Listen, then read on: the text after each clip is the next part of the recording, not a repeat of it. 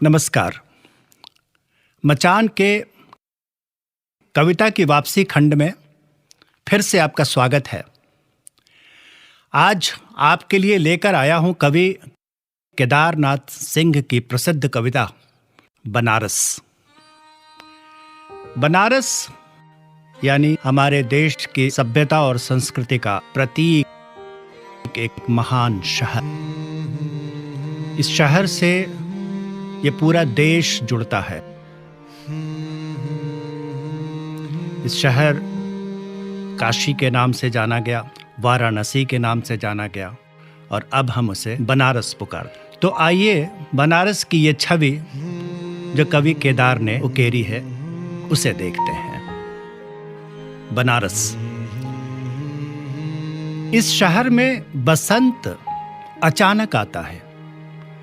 जब आता है तो मैंने देखा है लहर तारा या मड़वा डी की तरफ से उठता है धूल का एक बवंडर और इस महान पुराने शहर की जीभ किरकिराने लगती है। जो है वो सुगबुगाता है, जो नहीं है वो फेंकने लगता है पचखियां। आदमी दशाश्वमेध पर जाता है और पाता है घाट का आखिरी पत्थर कुछ और मुलायम हो गया है।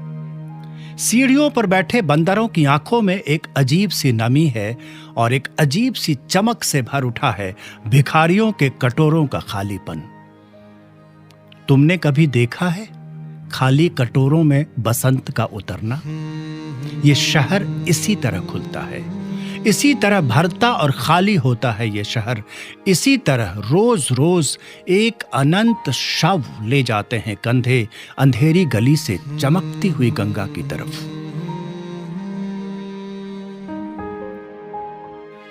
इस शहर में धूल धीरे धीरे उड़ती है।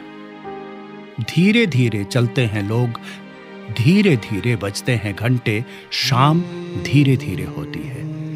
ये धीरे धीरे होना, धीरे धीरे होने की एक सामूहिक लय दृढ़ता से बांधे है समूचे शहर को, इस तरह की कि कुछ भी गिरता नहीं है, कि हिलता नहीं है कुछ भी, कि जो चीज जहां थी वहीं पर रखी है, कि पानी वहीं है, कि वहीं पर बंधी है नाव, कि वहीं पर रखी है तुलसीदास की खड़ाऊं सैकड़ों बरस से।